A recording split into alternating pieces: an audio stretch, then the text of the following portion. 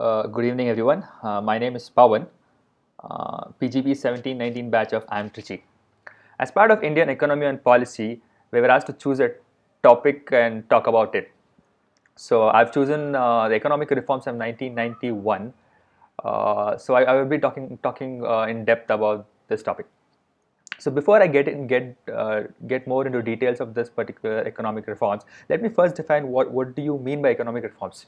Economic reforms usually means deregulation in which the size of the government is reducing. Instead of government bringing in and introducing more reforms, it's mostly it being there to resolve the causes of market failure, any distortion which is there in the market to resolve it. So, what was the need to bring in economic reforms of 1991? What are the situation? What were the situations India was in, so that we had to bring in that reforms?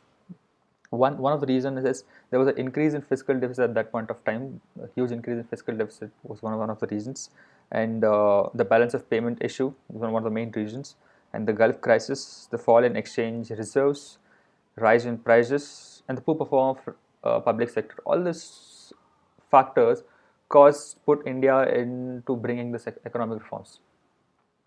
So, what are the reforms the government of India took can be classified into three major brackets.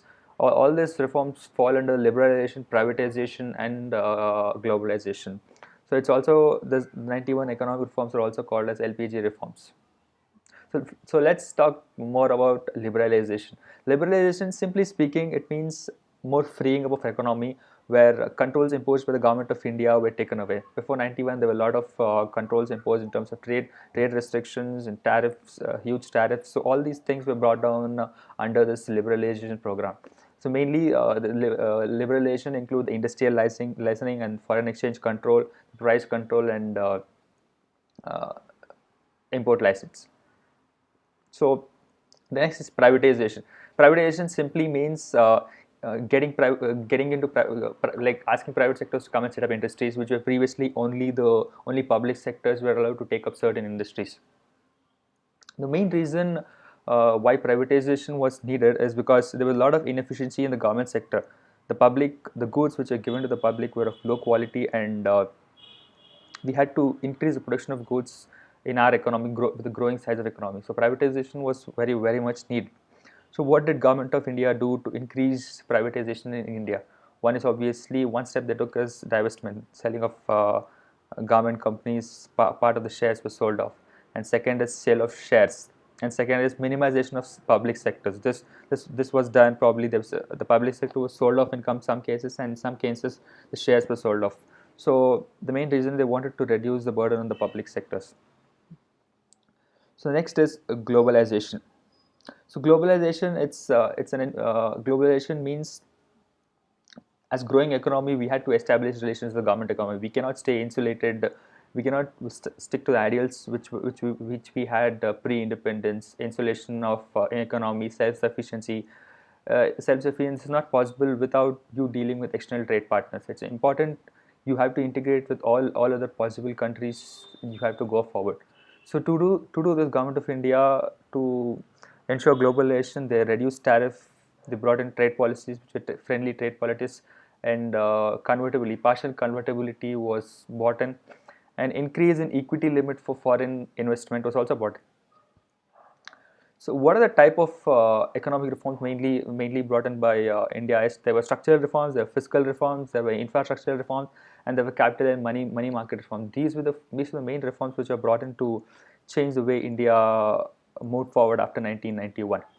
So how do you look at these achievements of 1991? One is the 1991 reforms brought an increase in GDP. GDP got increased in 2001. 2001 we were growing at 9%, fastest growing economy in India after China.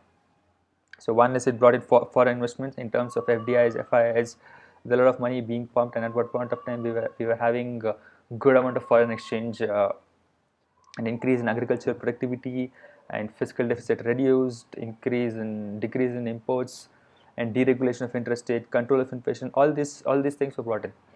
So looking at the flip side, there was some negative effect of reforms. You cannot say the 1991 reforms were all full of positives. So one of the negatives is There were transfer of natural resources. There were widening gap between the rich and poor, and the failing of labor law. Labor laws, which was the core before 1991, a lot of relaxation was brought in, and all these things happened. And social inequality, economic inequality followed from social inequality, and there are a lot of farmer suicides, and so these were some of the negative effects. So in conclusion, when you look at 1990 reforms, overall was a positive model for India. It There were a lot of positives, as I previously talked about. It has brought some challenges for the country, but it can be worked out. Thank you so much.